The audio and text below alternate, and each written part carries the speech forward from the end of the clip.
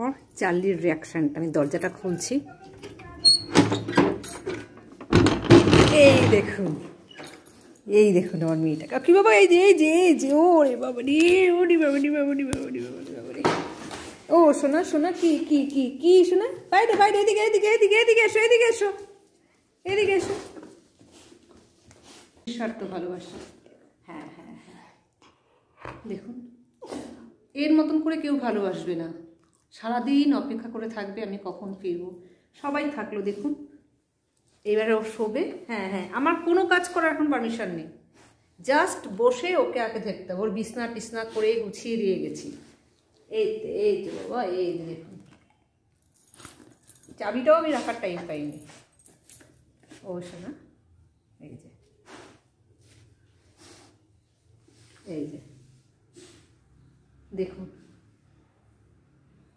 এদের এত সেন্স, আমি না বলে বোঝাতে পারি না। আমি যত ওকে নিয়ে দিন যাচ্ছে, আজকে সকালবেলা ওকে ফ্রেশ করে গুছিয়ে থিয়ে গেছি।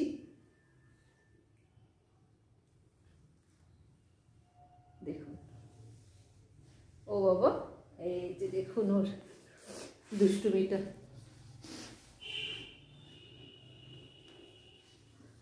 এরকম কিছুক্ষণ ওর সাথে করতে হবে, মানে যতক্ষণ না ওর মনের কি বলবো, যেটাকে বলে স্যাটিসফ্যাকশন হচ্ছে, ততক্ষণও ওকে করে যে শুয়ে থাকবে চুপ করে। দেখুন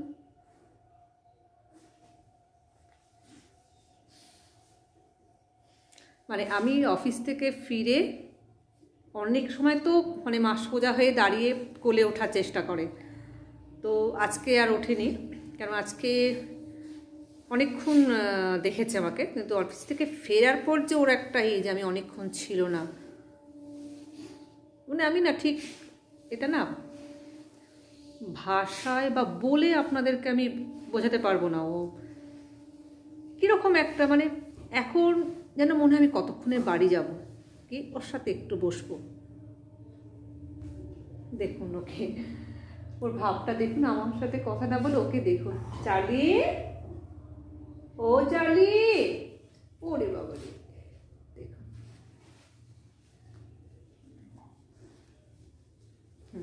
ও শোনা ধপাস। এই ধপাসটা খুব ভালো বোঝে। দেখুন ধপাসটা খুব ভালো বোঝে বন্ধুরা। ধপাস মানে ও শুয়ে পড়বে আর কি। বাবা আমার ইচ্ছে, বাবা তো রাখছি বন্ধুরা, আগে একটু ওকে সবাই দিয়ে নিই। বাই।